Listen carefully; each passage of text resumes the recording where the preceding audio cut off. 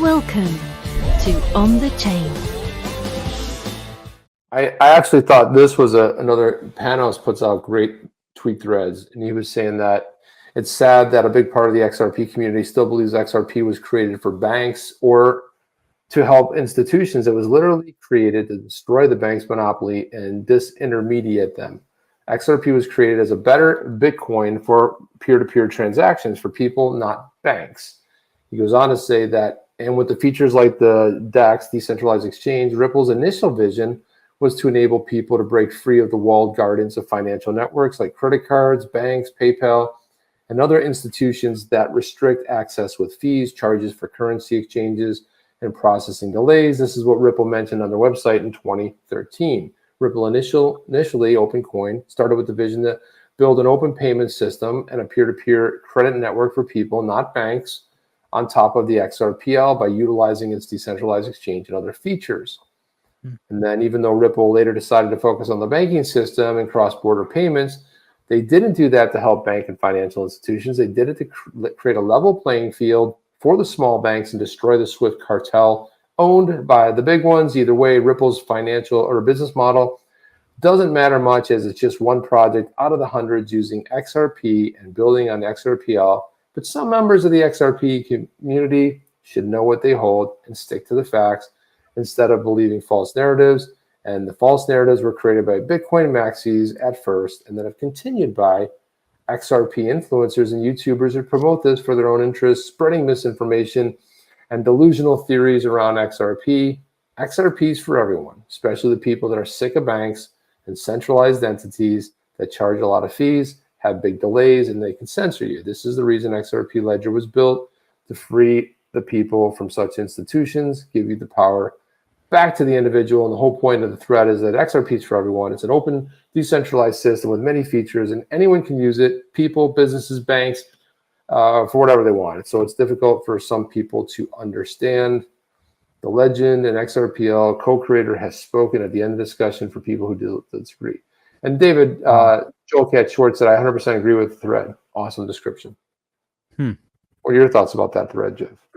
Man, it was a really solid thread.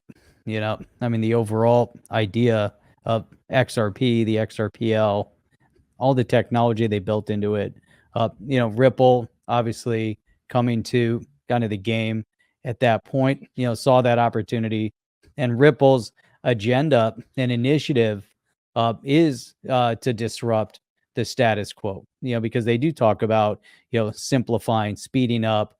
They talk about inclusive banking, you know, and not so much a focus on the unbanked, as the guys over at Stellar and you know, with the XLM, they talked a lot about the unbanked and consumer movement of money. XRP or the XRPL, or at least how Ripple saw it, it wasn't P2P.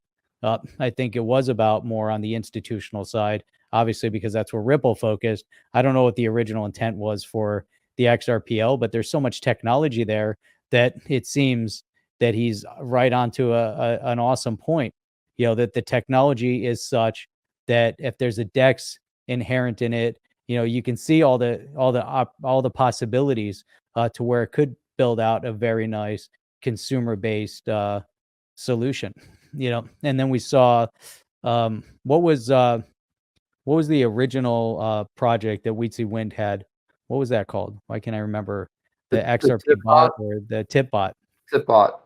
I think the tip bot was a good entry point and example of how, you know, you could easily, you know, create a platform that facilitated movement of money between people in a very easy way.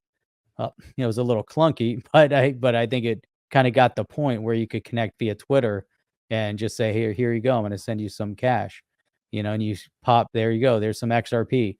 And we all used to have a lot of fun with it. You know, we go onto people's live streams and start throwing tips at everybody, you know, with the tip bot. It was a lot of fun. At some point, we used to have the QR code. I think early days, or I know I did when I was streaming on myself.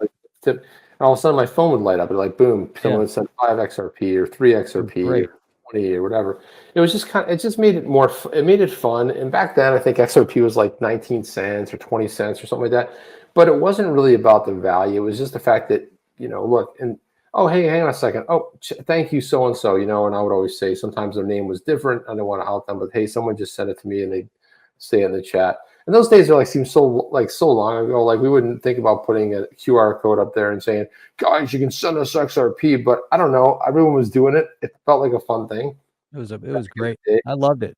But that showed the P2P movement of XRP. How easy it was if you had the right platform. If you were able to build it, built on the XRPL, how fast it was. And then try to do that with Bitcoin, not so fast. I want to throw this up here because I was wondering if Quad Jacks was watching us this one when we've been talking about this. But tell me if this sounds familiar, Jeff. Careful beats Bitcoin maxis. First they came for XRP, and I did not speak out because I was not a fan of Ripple. Then they came for all the major altcoins, and I did not speak out because I was not diversified. But then they came for Ethereum, and I did not speak out because I was already liquidated. But then they came for Bitcoin, and there was no one left to speak for me. Right? It's a nice way to put it into a nice package of what we talked about here. Yeah, there's nobody left. Nobody left to talk, and nobody left to defend you. But that's kind of where we are now in the market. Is all of a sudden everybody's like, we have Charles Hoskinson, waving the white flag and extending olive branches and saying peace. Meanwhile, you got Jim Cramer calling it Cardanzo. Rhymes with garbanzo bean, Jeff. Garbanzo bean. So there you go. There you have it. So there's another one here. It's another one from Kai. And this was, let me throw this up. Oh, I'm not sharing now. I got to go in and share. Got to do this whole thing. Here we go. So this one, and this is interesting because it kind of goes through where start here. Not even FUD, just being realistic. Forget a all-time high. Solana, Solanzo, Cardanzo, Matic have a good chance of not even pumping ever again if the SEC pursues them, just as we've seen with XRP.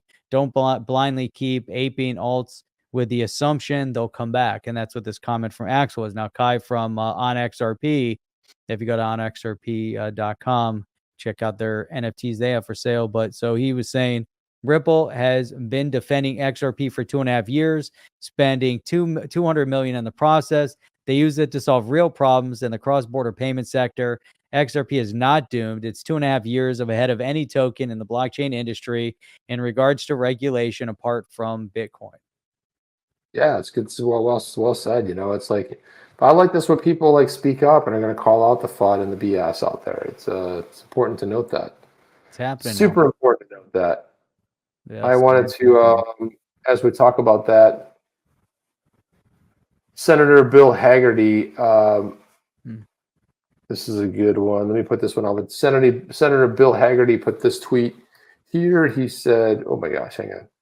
He said, Gary Gensler is finally saying the quiet part out loud that the Biden administration wants to kill market innovation to pave the way for a CBDC, which would give the federal government unprecedented insight into your life.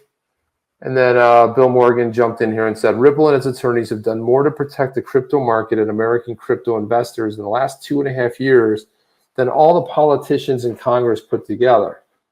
Can't say I disagree with that statement, Jeff. I mean, they're out there fighting the fight. Meanwhile, they have incoming arrows, bombs, you name the kind of artillery shock and awe campaign against Ripple. Everybody bad-mouthing them, and all of a sudden, peace, kumbaya, we're all pals now. We all love each other. Except for the Bitcoin maxis still hate everybody because they're Bitcoin maxis, but Yeah, thank God for, people are speaking out, like you just said, so Kai from On XRP is speaking out to the FUD. Here's a senator stepping up and saying, here's what they're saying the quiet part out loud. Here's what their real agenda is. They're telling you what their agenda is. Beware, they're trying to destroy innovation in this country. Whatever their long-term agenda is or short-term agenda, whatever their short-term gain is, that's what their objective is. But thank God there's people standing up willing to, fight the fight. Are you down with OTC? Please like, subscribe, and click the bell to be notified when the next video drops.